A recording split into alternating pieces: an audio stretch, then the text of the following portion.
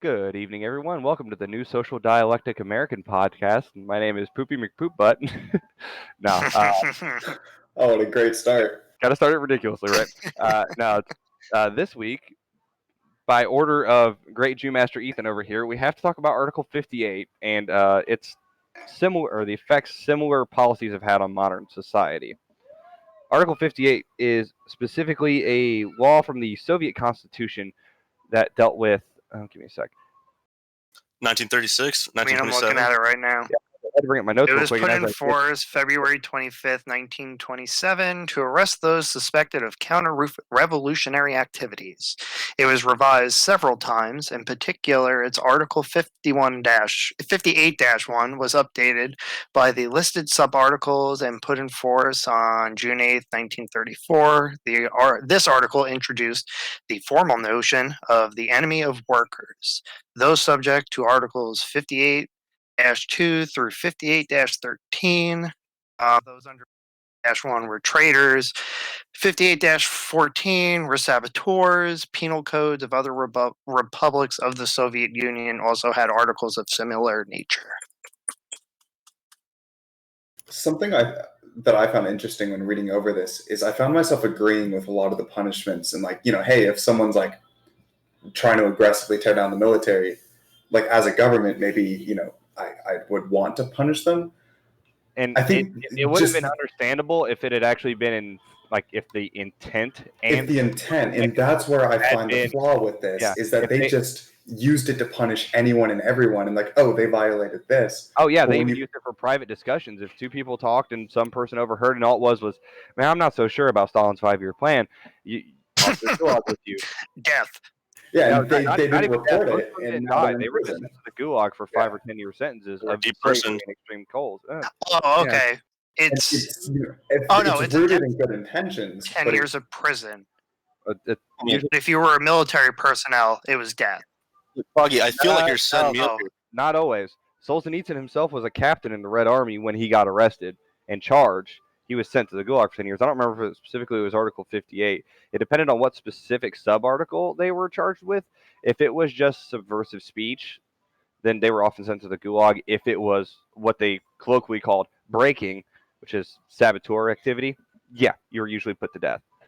And here's what I found interesting is I find that almost all of the sub-laws, that they all refer back to 58-2, armed uprising or intervention with the goal to seize power, which is up to death with confiscation, including formal recognition. But I find it so interesting because the goal to seize power, you would think that would be a really clear delineating line in the sand. However, almost every single other reference goes back to that particular line in the code. And so clearly it is, and given its wide prevalence of use, it's obvious that that clear delineating line in the sand is not as clear as it's perceived to be. Or more accurately, that clear delineating line in the sand is entirely different from what we would consider to be an intent to seize power. We think of that as physical force and violence, whereas they think of it as influence. Any amount of influence you have over others that would lead to independent thought, that would be counter to communist doctrine, is a threat with the intent to seize power, air quotes. So they just want to stop that early by locking up everyone who thinks differently, which really weird how effective it was in the Russian culture, because if you don't know much about Russian culture, they're actually really big on really deep sharing with people they're close to. Like, we don't share that much as Americans, and we're fairly open.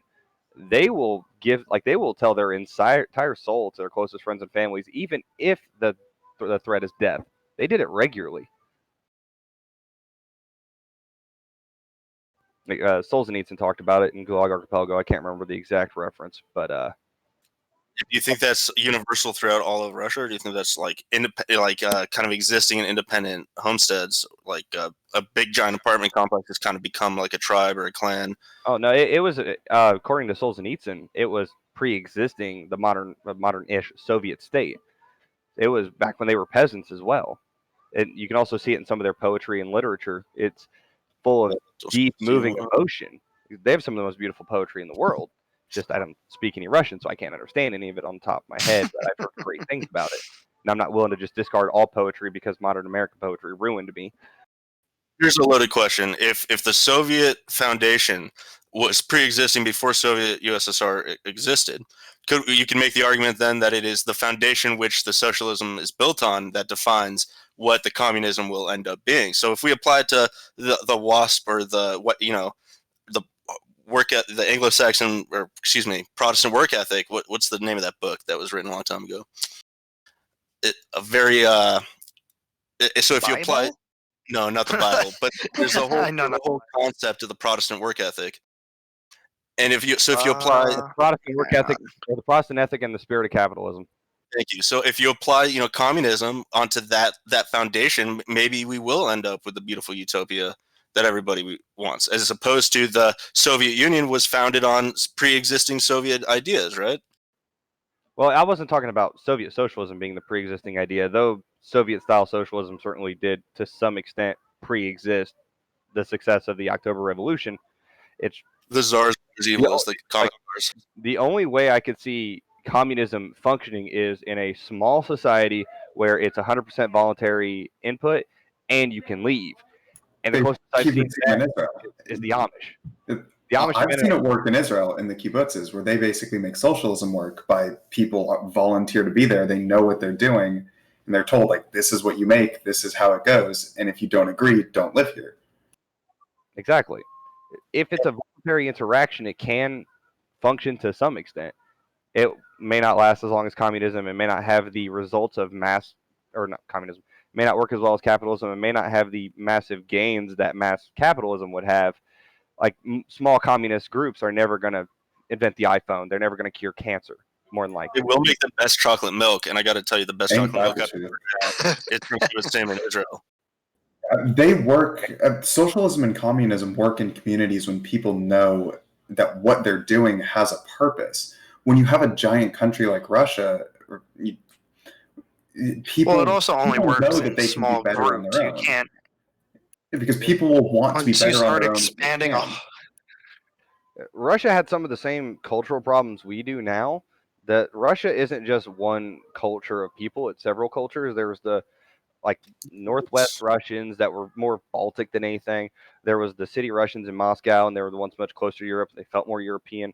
Then there was the Siberian Russians, were like the Northern Siberian Russians, Eastern Siberian Russians, the Southern Siberian Russians. They felt more Asian than anything. And well, I mean, steps in life. look Well, at the size of Russia too. Of course, you're going to have Siberia multiple was a lot harder. groups in it. Like, Yeah, you're not going to have like what we have here in the U.S. Yeah, it's hard to make a multicultural society of any kind function in the long term. See what's happening right now in the U.S. Well, shit. Look at Africa. When they broke them up into states and how well that turned out. Oh yeah, the European power just kind of divided it arbitrarily based on who had what claim. I think we can all look at that situation and say that's similar, same thing in the Middle East. I think we can all look at those situations and say, yeah, that's pretty fucking stupid. And let's mix Tajik and Pashto people who despise each other on multi-thousand-year blood feuds. Let's see how that works out, guys. Oh wait, there's a green attack and they're shooting each other. Oh, who saw that coming? Tied back to Article 58. I got to ask, if you had your own socialist utopia that you were, in part of, in charge or whatever, would you want, and let's say you had a community of 300 people, would you want rules like Article 58 imposes? If the intent is to actually stop people from deliberately sabotaging the society with margins of speech, yeah. But the punishment would have to be exile. It wouldn't be death sentence. It wouldn't be forced labor, because the whole basis is it's a voluntary society. So if I'm running a voluntary socialist society of 300 or some odd people, which I think 300 is too big, the human mind isn't really capable of working together in groups larger than 150. It's called Dunbar's number. We can talk about that later. If I was running a voluntary socialist society, I would want rules against people deliberately sabotaging it, because that shows not only are they not voluntarily working with us, they're deliberately trying to bring it down. That's the exact opposite of voluntarism, last I checked. So all it takes is one bad egg to ruin a batch, but one person can ruin a society of 300. So yeah, kick them out, get rid of them. Exactly. But it cannot just generally be one person making that decision. If it's socialism, the implication there is it's the group as a whole makes that decision. They do what is best for the group. So you'd have to have some good evidence and bring the community together and go, well, I got video of him breaking this, and I got eyewitness testimony of him putting this poison in this system. So let's remove him. Years would you want Article 58 in your social utopia?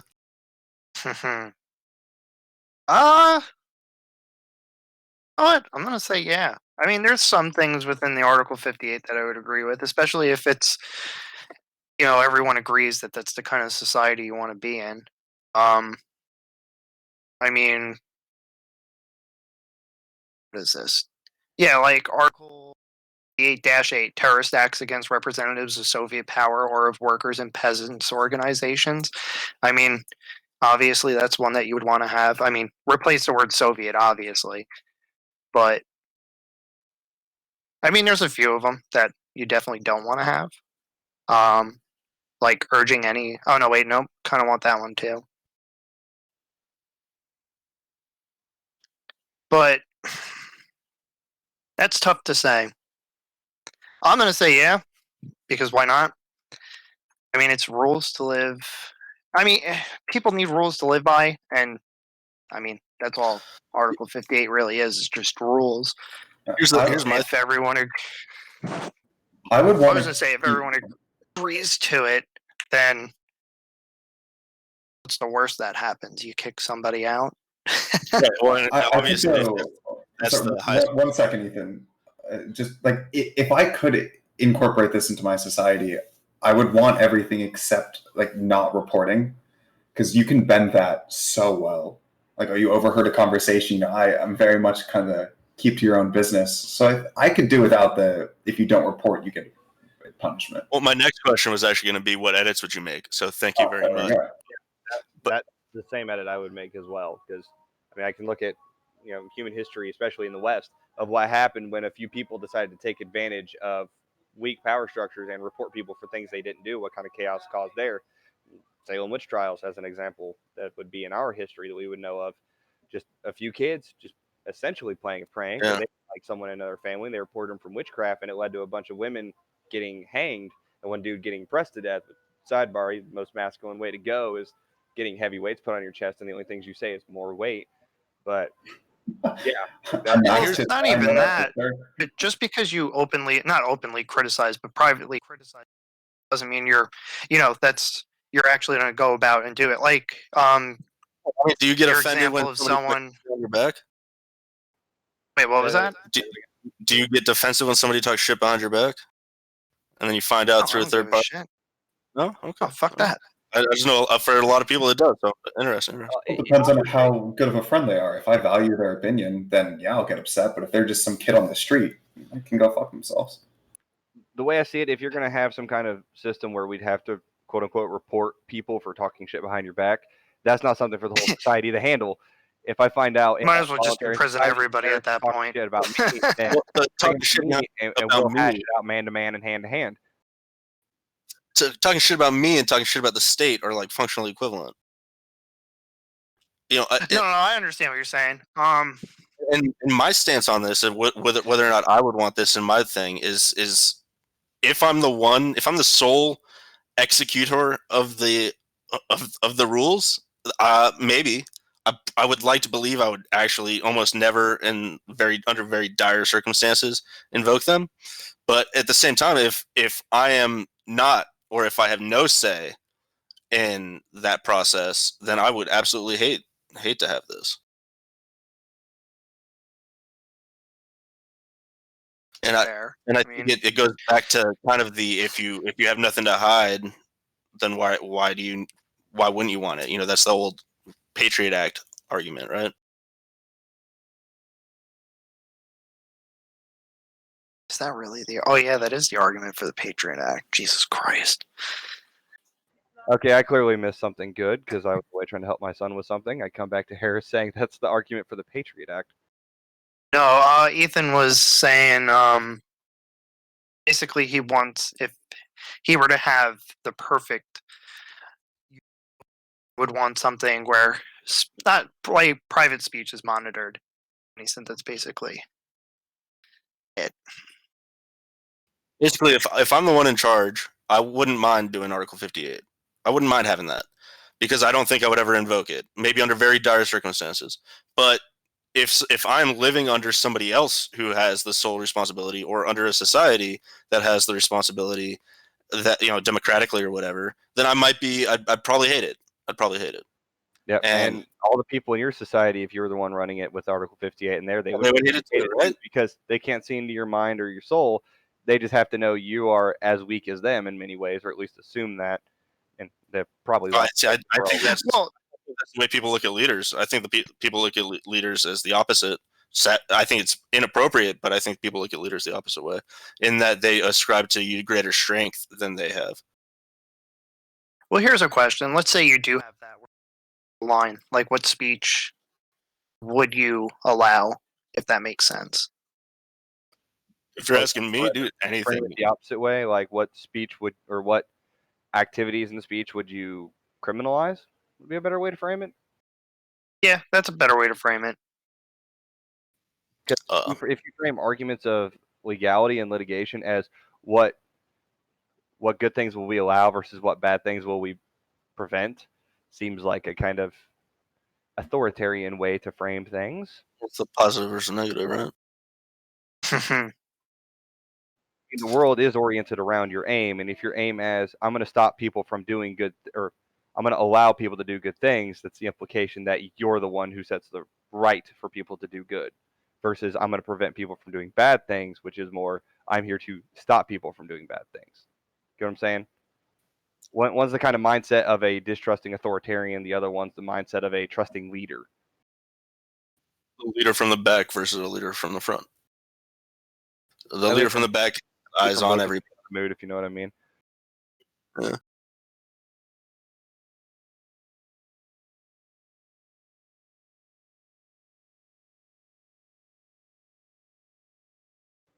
Ethan would probably try to ban my anti-Semitic jokes. So if you're waiting for me to respond, I absolutely not. I don't think that I would have any laws overtly permitting anything. I really, I mean, I don't know. I think that it would really. I'm not going to be the architecture of any society anytime soon, so I'm not really prepared for this question. But thank you for your vote of confidence. I'd probably just outline something very simple, and this might sound extreme, but I think that the point that you decide that you aren't allowed to do something is dictated by the NAP, the non-aggression principle, and to the point so extreme such that when you violate your position, when you violate that NAP, and you cross that line, the sentence will be served by an armed society, i.e., the victim of whose aggression has faced.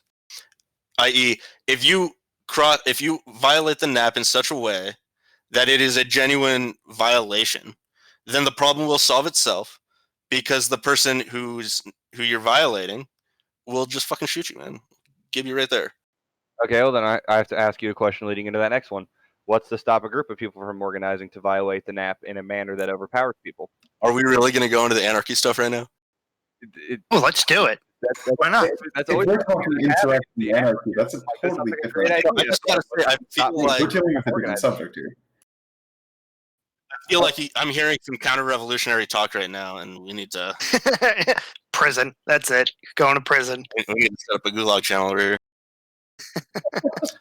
I mean, look, I find the concept of insurance to be abhorrent. Okay, I do. The reason for that largely is because it's government mandated in most cases. I find that disgusting. I shouldn't have to pay into a fucking lottery for any reason, and that's basically what insurance is. But there are private insurances that operate like MediShare, right? That's a small Christian or a large Christian insurance, basically, that is functional and okay. Oh, it's like a cost sharing one, isn't it? Where people put in money and like the money is deliberately distributed to people in need within the organization. Right.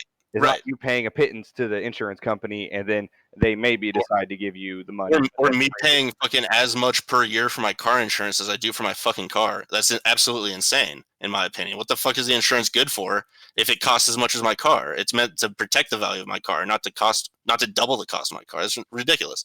So, anyways, my point is that the voluntary action to join an insurance company is, I'm not going to condemn people that do that. So therefore, I'm not going to condemn people for joining a voluntary militia to defend against groups of meandering bad guys. And yes, I recognize that like townships will form. Like, yeah, I also recognize that for me, governance starts at the self, and as long as people respect that, I don't really care how they choose to govern themselves. And if they choose to have a state that does it, as long as that state fucks off for me, I'm okay with that. But I also I expect to be amicable, and I expect to interact friendly with people, and to have mutual coalitions for defense. I think that's perfectly feasible, and I don't think that's anarchy. Or actually, that's not true. We had this conversation. I went to this camping trip the other weekend with a bunch of people from my local libertarian party, and one guy was going on about it, and he was making the argument that the moment you do that, right, you're no longer an anarchist. And okay. Or you, in that instant, you fulfill a niche that exists exclusively for the contradiction of anarcho-communism. When you come together to form mutual self-defense and you build an organization based on that, and when that organization needs to come into action, you're fulfilling the niche of the anarcho-communist. But for the rest of the time, you're living as an anarcho-capitalist.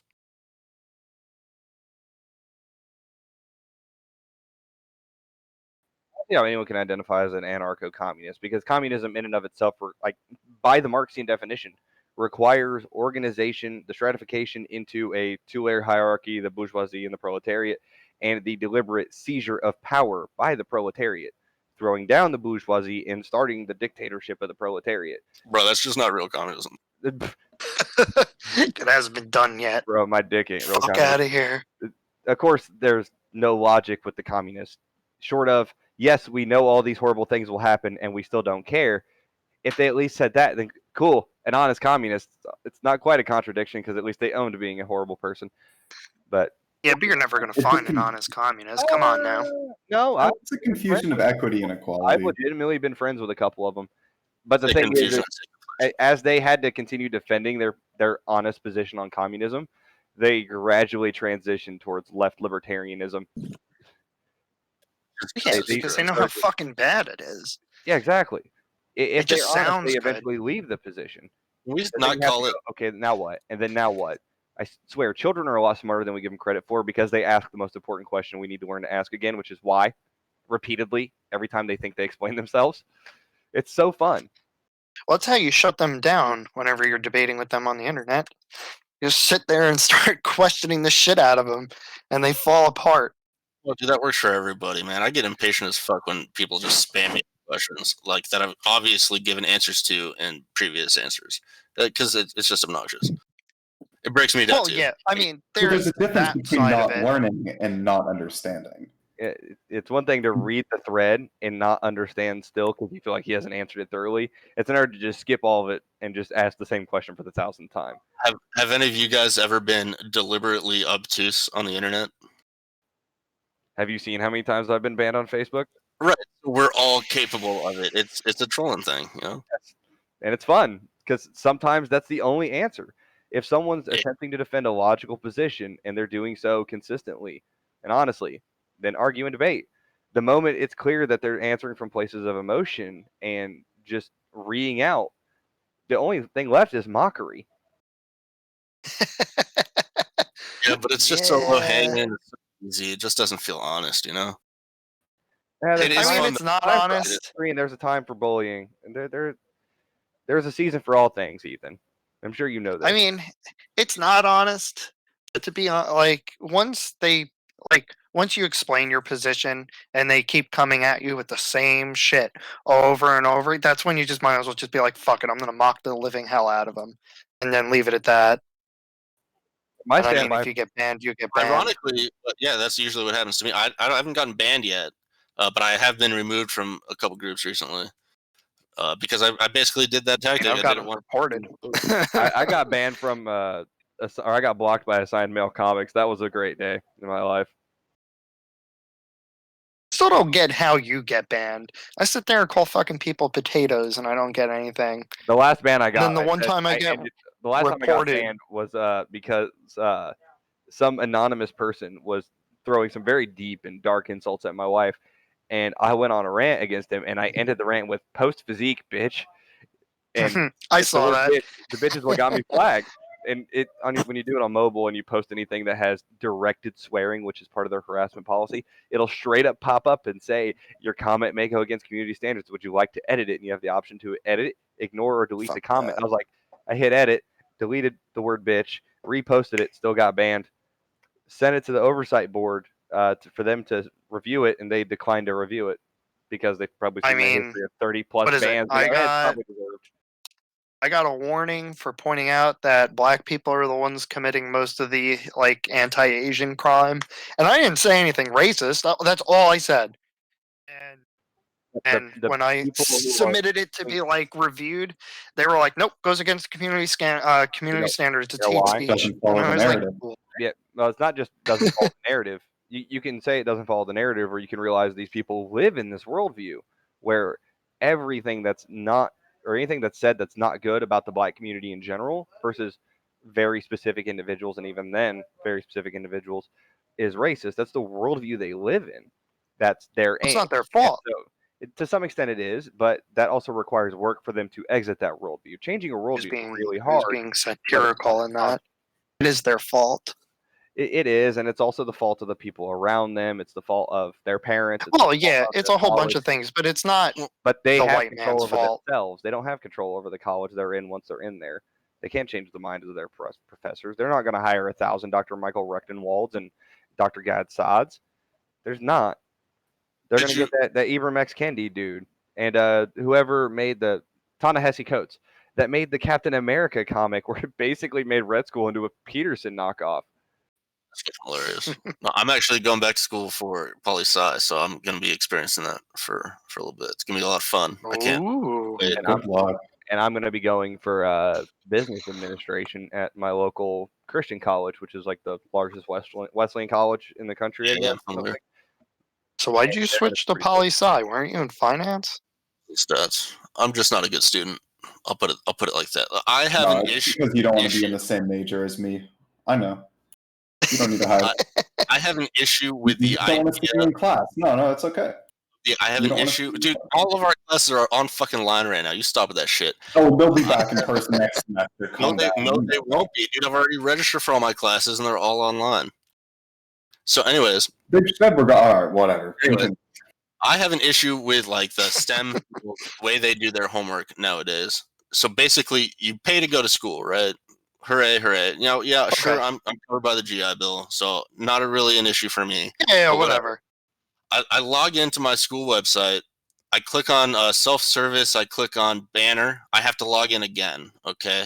I click on that, and I see a list of all my classes, okay? So you'd think, this is where I take my tests. This is where I do most of my homework, except for I'm looking at my math classes. I'm looking at my stat classes, and I'm not seeing any homework here. What's that all about? Well, I look in the syllabus, and I see, okay, well, I need to buy the book. Of course, I always need to buy the book. But I'm only going to buy a digital copy of the book that I'm going to have limited access to for 2 years, something like that. And then they take away my access to the book.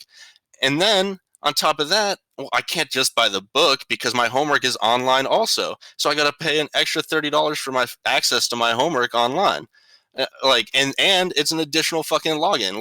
Holy shit, I know it's a super petty first world complaint, but paying to access my homework is not peak capitalism. I hate to tell all of the capitalistic factories. Nickel and diming right there. That's bullshit. Fees, but no, it's such a cash grab. It's fees that I'm not paying. It's peak corporatism. It's peak bureaucratism, I guess. The bureaucracies make everything needlessly more complicated because they have to justify the people they hire into those positions. Right, and they make that, and the people pay for it, so they know they can get away with it. That's what happens when you have decisions made by committee and the people on the committee aren't actually the users of the interface. I have to talk to somebody before I'm allowed to register for classes. They will give me a suggested list of classes that I take, but I do not have to take those classes if I don't want to. I can take whatever the fuck I'm allowed to take, whatever the system will let me take, but I have to talk to her before I'm allowed to register for classes. That is a $55,000 probably a year job, and there's like 45 of them at the school. So are they hiring in that position? I bet you know the degree. Are they hiring? It's so gross, dude. And anyway, so I swapped to poli sci because in that I'm going to be reading like news articles, and I'm going to be reading, and I might have, if I have to fucking pony up for a subscription to some fucking stupid ass news article for one of my classes, I'm going to be super triggered. New York Times, premium. New York Times, here I come. I'm going to be buying books. OnlyFans. Oh, dude, hell yeah. Oh, well, you know what? Maybe, one of the English teachers here on campus started an OnlyFans. So. Oh, shit. I'm sorry, which teacher is this? She's my English teacher, if you know. What's his name? It's like, hang on one second. Good. What is this? I'm being chastised right now by the lady in the back. I know that the dude that runs the Classical Liberal Society has an OnlyFans, but he doesn't use it for degeneracy. He uses it as just a way to post conversations about classical liberalism. But of course, he also moved to Mexico to escape the insanity of America. So, yeah. Oh, that's a good option. Huh. Yeah, he moved to like an expat community in the middle of nowhere in Mexico, and he knows Canada's on the other side of the country. And Canada's worse. I know Canada's. I was about to say, yeah, let's escape the place that has less freedom for a place where you go to prison if you misgender, or no. You have to pay a fine if you misgender someone. And if you don't pay the fine, then you go to prison. And if you don't pay the fine, you go to prison. Yes, if you don't pay the fine, you go to prison. Pay the fine, you go to prison. I mean, if you do it again, you go to prison. So, I mean, it's a lose-lose no matter how you look at it. Well, 51% of the community that's misgendered certainly loses that argument in the long run, though. I have a... Oh, yeah.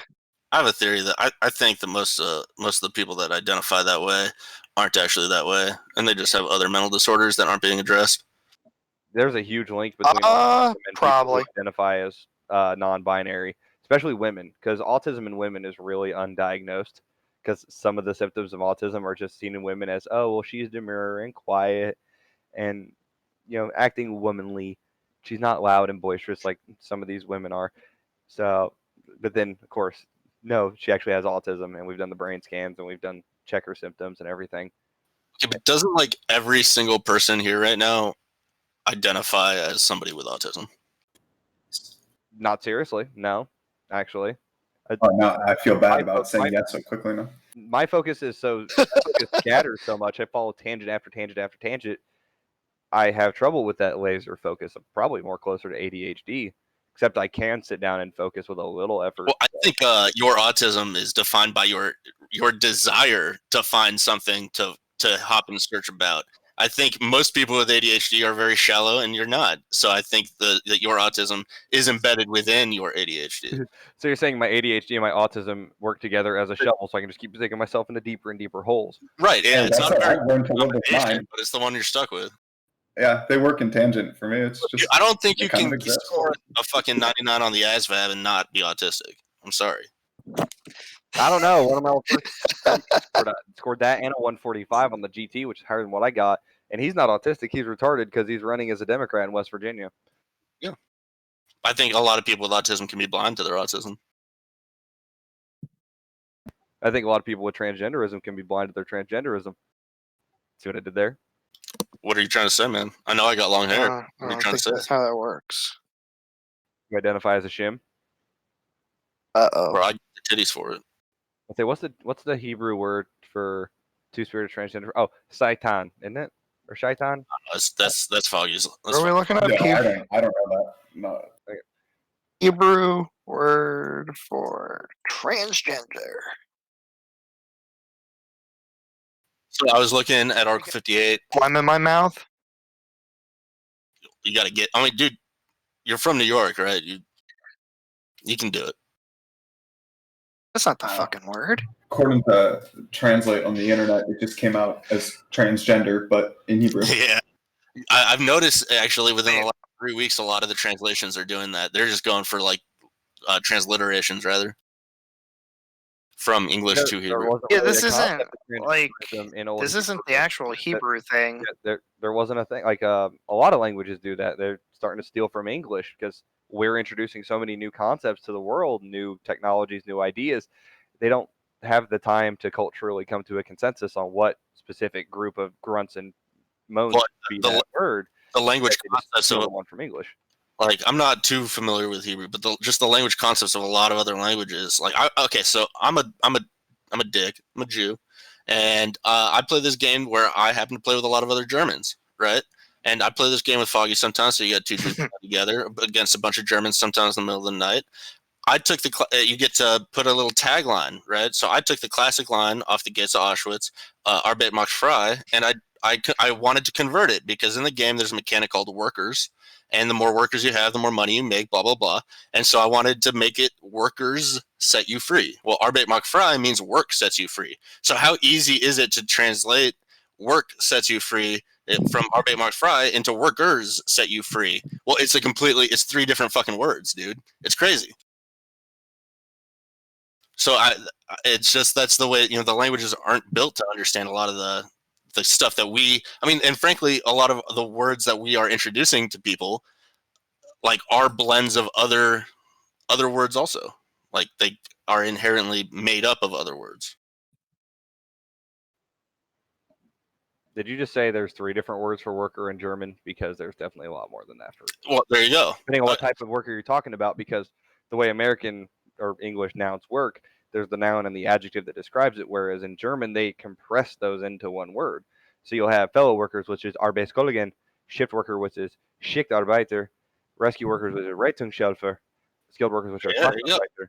But if you're talking about just a general worker, that could be Arbeitnehmer, Arbeiter, Arbeitskraft, Kraft, Berufstätig, or Berufstätige. It's been a while since I had to speak German, so I have to kind of dive back into it. Yeah, that's my point. English doesn't work that way at all. Yeah, and the only reason we're really seeing the bleed over in languages as much as we're seeing now is because we're no longer divided by oceans and multi-month voyages on ships. Now you can fucking FaceTime someone across the world and show them your balls in an instant. There's no real barrier anymore, so it's just a lot quicker to pick up the loan word than deliberately introduce the topic. Balls. The last time that happened, you got fucking chaptered out. No, the last time I put my balls on someone's phone was when we were deployed. I did it to Dobitz. It wasn't my balls. Yeah, I remember that. Detail. Yeah, he was pissed about that. He wasn't as pissed as he was on his birthday, but that involved violence. So apparently, according to this Google search, the Torah teaches us about gender fluidity. What's the link? Read it. What's the link? Religious Action Center of Reform Judaism. Yeah, sounds about right. What the Torah teaches us about gender fluidity and transgender justice. What in the fuck am I? What? I'm pretty sure it says don't. Is it referring to Mordecai nursing Esther?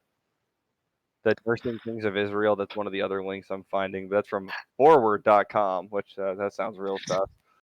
No, it's giving me, because I looked up what's the word for transgender in Hebrew, and it gave me andronosis, right? ANDROGYNOS. But that would be androgynous, which is mean. Yeah, androgynous. My bad. Anyway, difference. But androgynosis. Jesus Christ. Listen, I don't think that the religious Jews really care about this topic because it's so within their community. I don't know. There's a bunch of fucking articles about it though.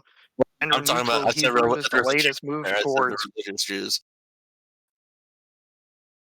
So it says what am I? What am I looking at? The communities at Williamsburg and shit, they're not going to care. The community at 770 doesn't care about this stuff because it doesn't exist in their community, so they don't have an opinion, yes or no, towards it because it's irrelevant to them, right? And that's kind of such a damaging thing about the wokeness stuff is that it says, well, it's not enough to not care, right? You got to actively be anti or pro or something. And so it's so obnoxious because it takes that person who just wants to live their life Not give a with, shit.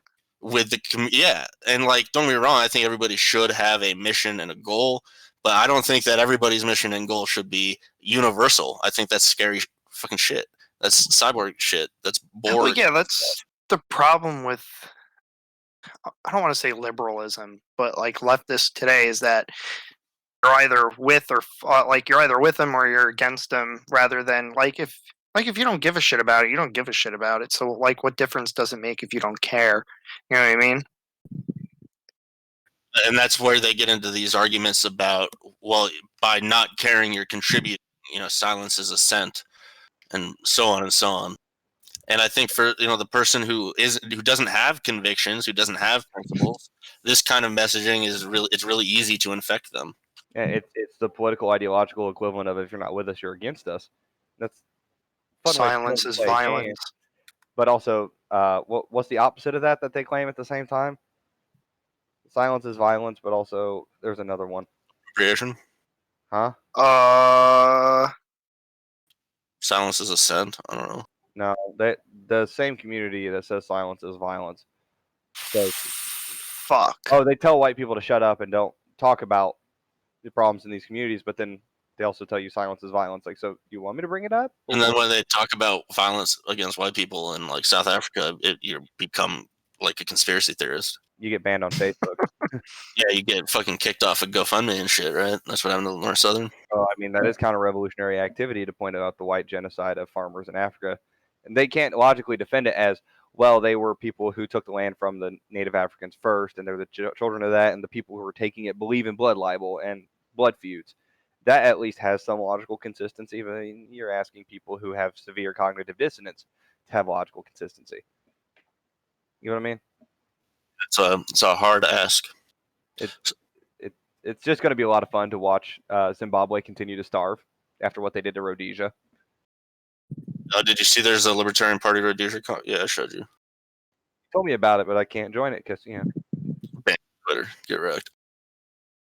Since we talked about twisting the Torah out of context to try and come up with how someone's androgynous means they're transgender, or one theory I've heard that Adam was a hermaphrodite when God made him until God split him and took the rib, and I'm like, well, no. I see. There's oral Torah. It's because they're trying to, to take a word from them. They're trying to culturally appropriate things and make it about bring it into their own view, even though that's literally not how that works. Without going into the origin of all that stuff, I was going to say the New Testament actually brings that up too. In the second book, or 2 Peter, chapter 3, 15 to 17, they talk about Paul being wise, count the patience of our Lord of salvation, just as our beloved brother Paul also wrote to you according to the wisdom given him, as he does in all his letters when he speaks to them these matters. There are some things in them that are hard to understand, which the ignorant and unstable twist to their own destruction, as they do the other scriptures. Therefore, beloved, knowing this beforehand, take care that you're not carried away with the error of lawless people and lose your own stability. It's like even they knew people would take what was spoken of, what was written of, what was oral tradition, and just twist it as a tool to their own power, their own ends, their own goals. These dudes were a lot smarter than some people give them credit for. They're not just a bunch of old dead white men, which actually the vast majority of people involved in the scriptures were not in fact white men. They are now. The fact that so many people bring that up in arguments too. Well, Jesus wasn't white. Literally, no one cares. No one cares. No one is bringing up in an argument that Jesus is a white savior. No one. Yeah. You're just getting mad at classical artwork because European painters made him look European. And it's like it would be like me being triggered at Christmas decorations because I don't see enough Hanukkah decorations. It's just like I don't particularly want to see either, to be honest. I'm about to say, okay, Dennis Prager, but he likes seeing Christmas stuff. And I do the drive around the neighborhood and most years and check them out. I mean, it's a largely Christian cool lights, bro. It's a large there was a survey that said or two different surveys at the same time. One said less than 50% of Americans now go to church on a somewhat regular basis, like once a month or more. And yet something like 78% of Americans believe Jesus Christ died on the cross for the remission of sin. I can't. The Christian tradition. Well, I mean, decentralization of tradition. I mean, you end up with churches like, dude, I was driving through south of Atlanta and driving for like 15 miles, and like every quarter mile there was another church, and I didn't see any houses. What the fuck was I even looking at? I felt like I was looking at single person churches, and I don't know if that's bad or a good thing. Well, there's just a lot fewer people attending organized church, but a lot of it, I've tried to get into some of these churches, and we're just too woke. They're just too woke, and it doesn't feel right to the people who are there. Granted, well, I mean, you also don't have to go to church to be religious. Yeah, you really You know don't. what I mean? In the scriptures, they talk about how when two or more of you gather and work and speak together in my name, there I am. I obviously being Christ and the Holy Spirit. So you don't have to have a physical building, but having a community building where everyone gathers together to talk about community problems and Oh yeah, I'm engage not in ritual together is good. dismissing the community aspect of it. I'm just saying you don't actually need a I'm kind of church. curious if the dissolution of the modern American church culture is a symptom or a cause of the disintegration of communities in America, Symptom. or if it's a chicken and egg situation. Symptom. I think that it goes hand in hand. The more people that are educated at the institutions, the more people become atheists, the more people are disillusioned with church. And there's still some people who are like, hardcore atheists, but engage in church activities because they're searching for that sense of community. But even then, like, you got to ask, are they subversive actors, trying to push their atheism on other people? I don't know. It also, churches, especially a lot of modern pastors, are just really bad at selling the faith, so to speak, whether it's Jewish, Jewish community isn't actively recruiting people, last I checked.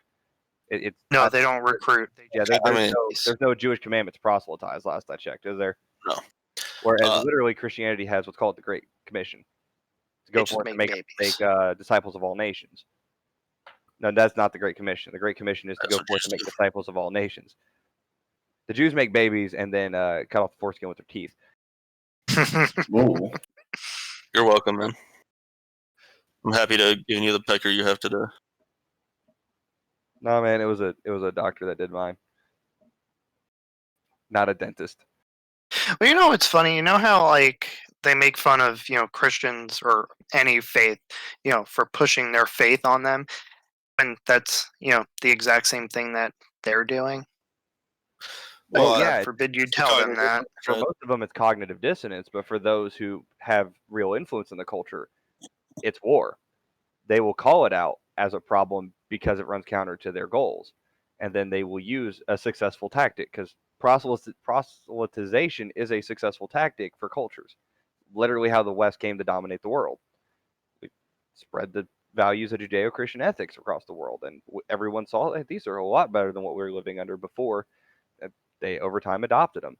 They're like, okay, if that worked for Judeo-Christian values, let's see if we can get it to work for anti-theist statist values. But then also criticize our enemies for doing the same because we want to do it. You stop worrying about them being hypocrites when you frame everything as an actual war. When you see it as like a political debate, oh yeah. But that's the trap the GOP falls into, or appears to fall into. I'm going to go with appear. Little column A, little column B, depending on who you're talking about. I think they're That's true. My two state senators, one's new, one's been there for a while. The new one, I think he falls into that trap because his world is business, and he's used to people either being honest or getting fucked and going to prison for lying. Whereas the other guy, former Marine, but he's been in Congress for over a decade now. He knows how the game's played. He's scum. He's an outright liar. He appears to fall into the trap all the time. But yeah, he knows what he's doing. I mean, you phrase it like it's like the left versus the GOP. I say that it's not a versus. I say it's a co-op. I think they're playing together. When I discuss the political paradigm, I always refer to it as statists versus, well, no, not statists, progressives versus conservatives. It's just that both parties have a ton of progressives, and the GOP has some conservatives. The libertarian movement has some conservatives, some progressives, and some just anarchists. And that's most of society is just leave me the fuck alone-ist, I guess you could call it that. My interaction within the party is actually mostly with anarchists. Almost everybody I meet is like an anarchist at heart. It's that actively participates in the party. I mean, and that's a very, very, very small number of people. And the ones I interact with are the ones who participate on Facebook. And well, most of like Dr. Yeah, Jorgensen's talk about those, 'cause- affected Bernie Bros. It was so much fun being in those groups and observing them for a while, and then trying to tell the right side of the libertarian movement that I could interact with what they really were, and they just blinders over the eyes. I do great interacting with that type of person in real life. I'm terrible at interacting with the left-leaning people on the internet. I'm absolutely terrible. Well, on the internet, it's hard because it's their echo chamber. You know what I mean? Like they could sit there and just fucking ignore everything you say, and then you get all these other people joining in saying the same shit, and you're like, "Fuck me." Yeah, and not just that. On the Endearing. internet, you're missing tone, you're missing body language, you're missing all the things that are part of communication that aren't just words. Like one of the anti-mask protests I went to last year, there was a young college student, female, came out, and she was mad at us for not wearing masks. She was alone, so that helped Tell her my to get position a little fucked. bit. She didn't have a crowd backing her up, but she was standing there with a crowd or sign saying "Mask up, save lives," and she had her mask on. And there was a bunch of boomers in her face screaming at her. And I'm like, man, y'all want to actually change this woman's mind, or y'all just want to make her feel bad? Oh, you mean like that fat fuck that was here who literally had enough room to walk around me, but made the decision to go straight to me? Oh, yeah. But this time Fucked. it was reversed. The anti-masker was in the face of the masker, getting mad at them and throwing out the standard conspiracy theory answers that boomers always throw out for stuff. And I pulled her off to the side, and first thing I did is like, guys, get out of her face. Stop yelling at her. You're not helping us, and you're certainly not helping her. You're making her hate us more. And I pulled her aside, and I showed her all my data for why masks and lockdowns don't work. She said she would absolutely consider them. She wrote down URLs so she could look later, and then she left. Like one-on-one, you can make progress if you treat them like human beings, but you have to get them one-on-one first. Yeah. Well, yeah, one-on-one That takes is the only investment, way to do it, time, though. luck, and grace. Just in person. I think it doesn't even have to be one-on-one. It just has to be in person. That's what I mean. Like, well, if it's you versus a crowd, it's always so much harder because even if they want to go against the crowd's going to have. Well, mob mentality takes over at that point. I think That's why it's easier one-on-one. Notice in all of the arguments that I see where it's exactly as you're describing, everybody's standing up and they're all yelling at each other. I think if you sit two people down at a table and then have everybody else stand around them, I think you got a totally different vibe going on. Oh, yeah. I mean, but that would be a controlled debate setting. Everyone standing around can't say anything. Shut up, man. Bring a table to those things. Do the fucking Steven Crowder thing. China is a shithole. Change my mind. It's just a book with one page. You can't.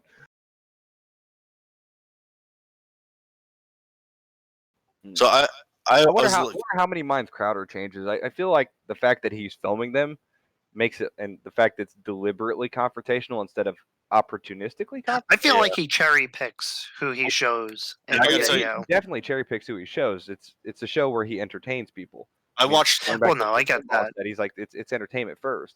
He's watched like the first 3 episodes that he did of it, and I haven't watched a single one since because I felt like they were not productive. They might have been a little entertaining, but I didn't feel like they were productive in most cases. But I do know that like after one of those events, he took a couple of women shooting for the first time and arguably changed their mind. Yeah, that's the thing with the gun control debate. Like you can actually put a firearm in their hands and show them the preconceptions they have of it are wrong. So much harder to do that with an entire economic ideology like communism or capitalism. You can't put capitalism in their hands. But you literally can. You literally can, and they literally already wield it in their hands. You can't put like the entire concept of capitalism in their hands. You can explain what capitalism is, but they're just going to read what we live in as capitalism. Like that's corporatism. They're like, oh well, you're nitpicking. I mean, well, they sit there on their iPhone and bitch about it.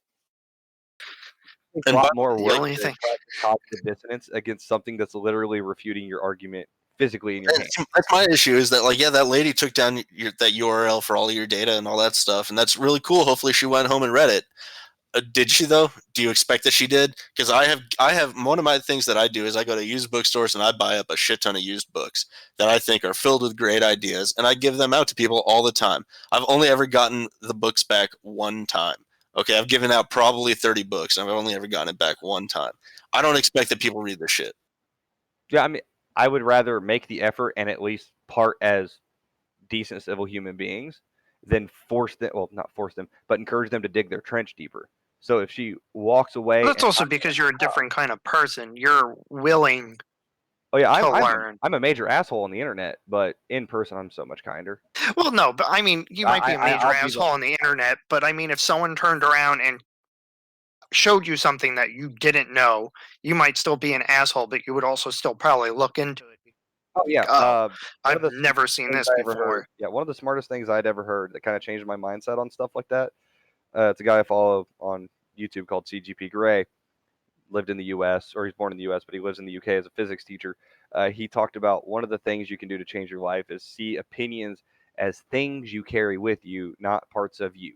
So if you see a better opinion, you see a better idea, you discard the old, you take up the new. And once I started to see the world like that, I was like, okay, Excuse me, sir. That's Well, appropriation and that's racist. and hey, also, appropriation is appreciated.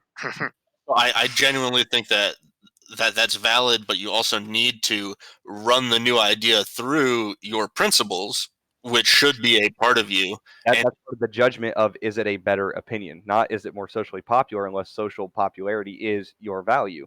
well, I think that too many Which means people, you're just a rotten piece of shit and you shouldn't exist anyway. So, I think too many anyway, people live their continue. life without even a cogent idea of what their principles are. I think the concept of pragmatism is as popular as it's ever been.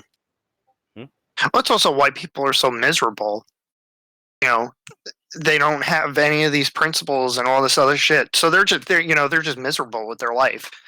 They're breaking one of Dr. Peterson's rules for life. They're pursuing expediency instead of meaning, because meaning requires work and intention and proper aim. Expediency is just what's good for the now. Yeah. And it's going to lead into like a Pareto distribution. Not I mean, the vast majority of people are never going to be exists for a reason, intentional right? enough. Huh? That distribution exists for a reason because it's prevalent in nature. Exactly. The vast majority of people aren't ever going to be intentional enough to deliberately make such a value system work for everybody. It's not going to be intentional enough to say make a voluntary socialist society work unless you keep it really small. It's not going to be enough to make everyone wise enough to truly govern themselves. Yeah, You're going to have enough people who are just going to do what's expedient in the now and cause problems. it's true. I read a lot of Rand, and I love Rand, and I think she's got great ideas. But I don't practice what I preach. I mean, there's good ideas, and then there's how do those ideas get what's wrong for? How are they applied in real life, and what second, third, fourth order effects do they cause? It's why I'm repeatedly saying I think a Pinochet in America is going to come with by the end of the century, and he might be necessary. If he's gonna come, it's gonna be way before the end of the century. I don't know, man. We only got 80 years before the end of the century. We can go much farther down this rabbit hole. I think it finds itself out of existence. Like I watched the slippery slope shift in the last year. I watched an attempted shift that tried to skip a step, and they had to pull it back, and now they've taken the next step. Because the running joke on the slippery slope for the transgender argument was, "We're at wax my balls, bigot." It's like, no, they tried to go, "Let me rape your children, bigot." I watched Monty Python, the skit show, and they have jokes way back in the 70s, basically making the exact same argument. That like, yeah, you think this is where it stops? No, it's gonna go way fucking past it. Yeah. Like they tried to get it to "Let me rape your child, bigot," and everyone got mad at that and said like, no, we'll pull it back. So now it's informed consent is rape, bigot, or informed consent is transphobia. Oh, you don't want to sleep with a woman or a man who got his penis chopped off, got a hole screwed into his pelvis to make him into a woman physically. Oh, that makes you want to fuck a man? What's wrong with you? There's a meme I've got somewhere of a big old bodybuilder. It's like, hey, King, shove this flashlight in your ass and have straight sex. That still has more logical consistency than the transgender argument, but again, they suffer from cognitive dissonance or they're deliberately using a war tactic. So I don't expect it from them. Something I've been thinking about is, you talk about how nice you are in real life and how much of an asshole you are on the internet. Now, for all those like Karens sitting at home who only see, and will likely only ever see the asshole side of you because they will only ever interact with you on the internet, how do you think that they should justly perceive you? Well, actually, I'm two different people online. I can be the good person online, but when I'm deliberately going out to troll people, like when I follow posts that are shared from like commie gibberish of the day, I'll go into these hostile groups deliberately to be an asshole.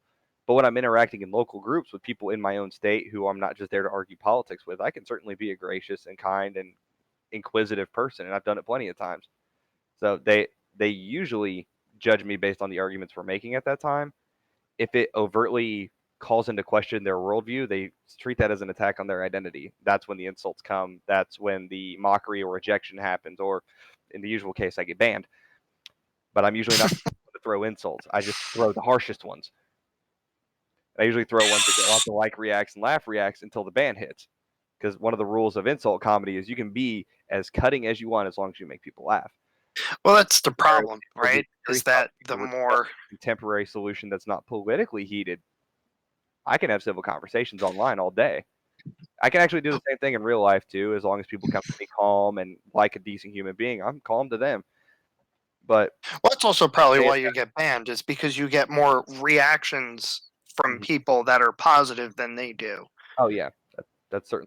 And that ruffles their little feathers a little bit too much. I'm the nail that sticks out sometimes. It's almost like rather than giving both of you trophies, they're just taking away the trophies you're getting by banning you. Yeah.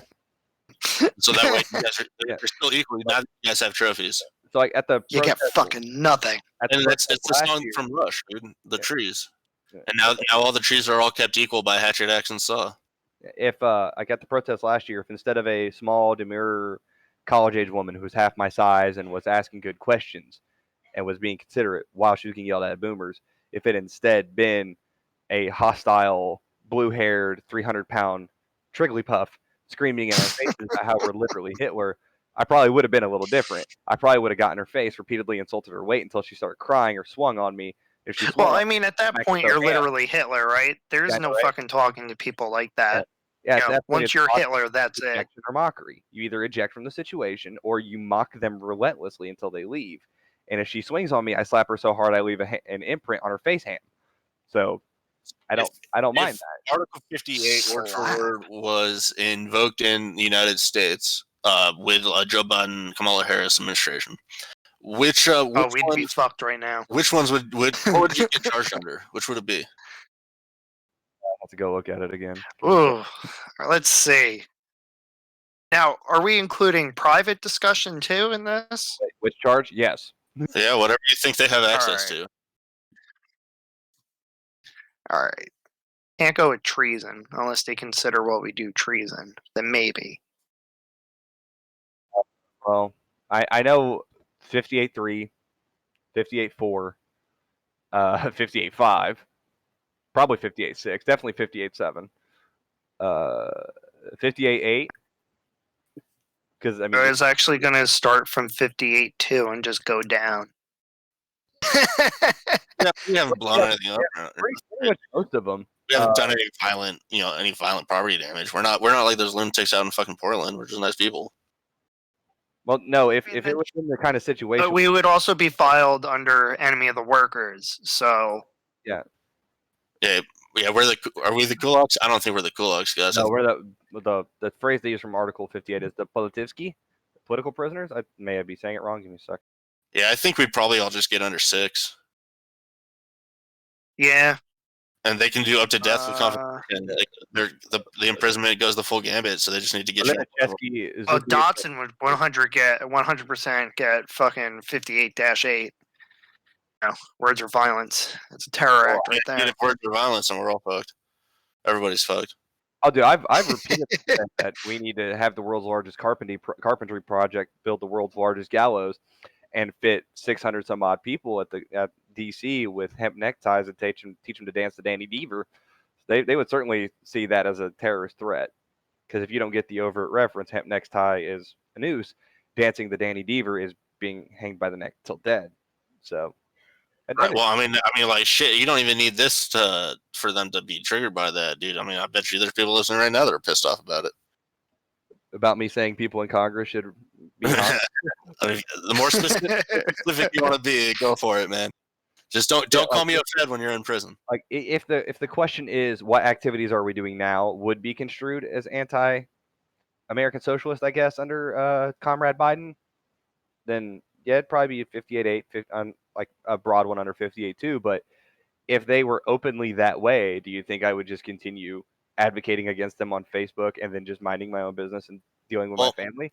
No, I'm still. I would be deliberately sabotaging them every chance I had under the table. Well, I am. Well, actually, then you'd be violating 5810. I'd be violating 58, all of them.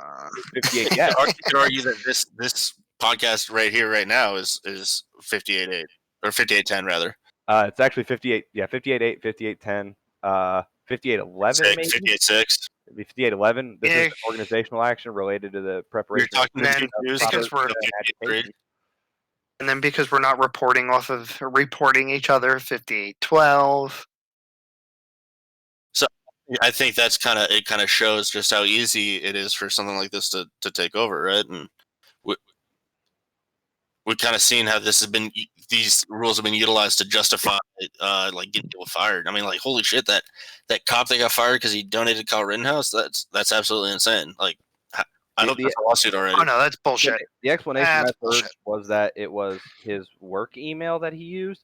But if so, I should have got kicked out of the Army in my first 6 months because I used my U.S. Army, US.Army.mil website email to like sign up for GovX and a bunch of other websites. I was a dumb private and didn't know any better. Of course, the cop was a senior cop, but also, who cares?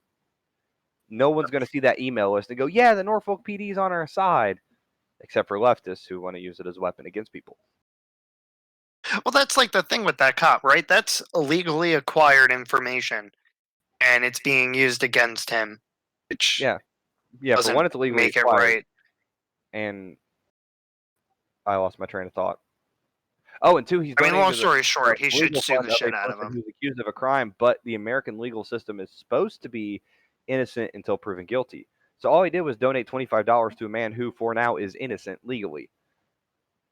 So. Right, and even still, $5 to a church, should I be fired? If DG pulled that, it'd be a bad day. That's why they don't fire me for things, but I'm also not a deliberate asshole. But the day they decide we're going to walk you out, I'm going to take a detour into HR, and I'm going to give Linda such an earful. She's going to have to go to the doctor and get her tinnitus dealt with. Harris, you might have to give her a reference. Even if Rittenhouse, the military doctor. Even if Rittenhouse was found guilty, donating to him should not be a crime. Like, regardless of the law, absolutely not. Nothing wrong. The only thing Rittenhouse did wrong is he didn't call in that UAV and avoid the cops. The UAV he earned for that 3-kill streak. Well, shit. I mean, just look at the Derek trial. That whole fucking. Oh god. I mean, yeah, Rittenhouse didn't do anything wrong, but with everything being politically pushed, I'm pretty sure if it goes to trial, he's gonna get it. Get it appealed. You think well, not appealed, but he's going to be found guilty, even though it's pure bullshit. That was self-defense. He was attacked by 3 grown men. Yeah, this last year has also kind of lied the I don't know what to really call it, mantra, canard, that you can't legislate morality. It's like if you're thinking we can't have laws that define morality, guess what? We already do, and it's not the abortion argument that people like to say. It's we are defining bad things as good, or at least amoral things as good, which is actually worse, because at least bad implies a standard. I argue instead that the law is supposed to be an instrument for morality. It's not supposed to define it. The morality is supposed to exist in the culture. The law is there to ensure those who are overtly immoral or amoral that hurt other people are separated from it, while the moral people are protected. That's how our legal system used to be, for the most part.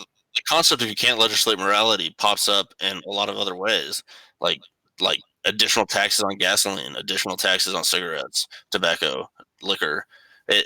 That's all trying to legislate morality. Now, I can see where you might say, well, that's a tool that's being used to try and enforce what morality already exists in the culture. But either way, I still think you're trying to enforce morality, and it doesn't work. in any case. Well, the question you have to ask in regards to my worldview of it, are smokers an overt, direct harm to other people? Some people, and a lot of people will argue yes. About what? Secondhand Raising health. smoke. That's the whole argument for secondhand smoke. Well, then you can have the law, if that is true, and if you can prove that, then you can have the law that you can't smoke inside a public building that the people, quote unquote, own, and that private companies can set their own laws. But once you push it past that, then you push it past direct, overt harm to others, and you start trying to worry about second, third, fourth order effects. That's outside the realms of my worldview on that. I think that the moment you make a law that says you can't smoke in a restaurant, you've crossed that line, because The law shouldn't be that. It should be a business can set that rule, and then you can either follow it or you can get the fuck out. Yeah, I'm perfectly fine with that. But yeah, it should be a business. It should be the business's decision. But I wouldn't extend that grace to businesses unilaterally across the board, because some things are supposed to be inherent rights. They're supposed to be higher than just the right to go shopping. Like a hospital. Not just a hospital, but like the right to defend my own life. That right exists no matter where I'm at. I don't suddenly lose the right to defend my life because I'm at a Denny's. Well, so ultimately you got to protect the lowest common denominator, and that's where this whole woke argument comes from, is defining what is the lowest common denominator. Define it by identitarian means, whereas we define it as the individual himself. But then you have the oppressed, and the left sees it as, yes, so we have to worry about which group is the most oppressed, while as the traditional West view has been, yes, everyone is oppressed, so it's your job to pick up your suffering, bear it, and try to be a good person, not to make things worse. Yeah. Hopefully we find our way to the finish line. Like in the podcast or in the cult? Why not both? It's about time for us to end the podcast, I think. Yeah, 1 hour, 11 minutes. So thanks. Thank you for all 7 people who probably chimed in to listen to that, and I know they're hoping for more Jared next time. Yeah, I fucking fell asleep at the keyboard. No, he's just I do my I'm awake. I get on a rant and I just tend to dominate chunks of the conversation. Yeah, we gotta shut you down. I gotta put my massive 2-inch schlong on the table to establish dominance. That's what I do. We can't let the patriarchy rule this conversation. I think the last time I don't think you should do that anymore, Dotson. You got in trouble last time too. I haven't done that in 4 years. The last person who saw my penis was putting it inside her.